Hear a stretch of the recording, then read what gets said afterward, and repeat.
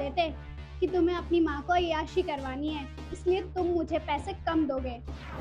तुम्हें तो मेरी परवाह है नहीं और साथ साथ बाबू की भी कोई परवाह नहीं है, जबकि तुम अच्छे से जानते हो उसका कितना खर्चा है। जितना हम सबका खर्चा होता है उसका अकेले का खर्चा है।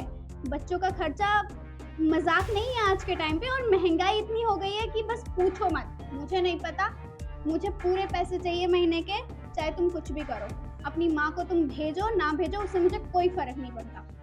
ये तुम कैसी बात कर रही हो गौरी? अगर मुझे माँ को अय्याशी ही करवानी थी तो फिर मैं तुम्हें क्यों पैसे देता? तो सारे पैसे मैं माँ को नहीं दे देता।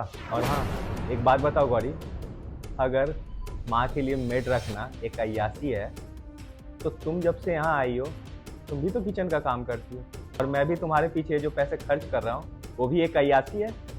अरे तो क्या करूँ, वो मेरी सास है।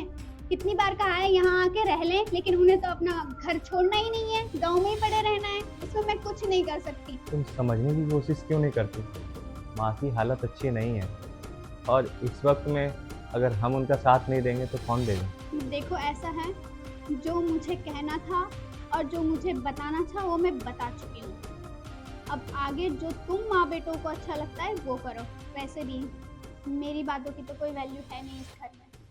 शायद तुम भूल गई गौरी, माँ के हम पर कितने एहसान हैं। याद तो होगा ना तुम्हें, जब हमारी शादी नहीं हुई थी तो माँ ने हमें कितना सपोर्ट किया था। जब हमारे पास पैसे नहीं हुआ करते थे ना, तो उन बुरी हालात में माँ हमारे साथ थी। यहाँ तक कि हमारी शादी से लेके हमारे घर बसाने तक का सफ़र उनके वजह से तय हो पाया है।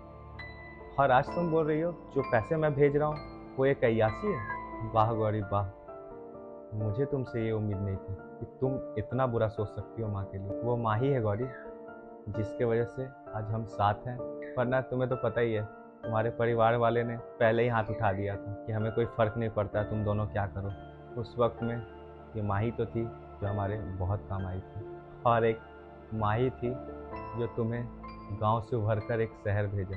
आज सब कुछ भूल गई हो तुम? चलो खैर, और मैं क्या ही कह सकता हूँ।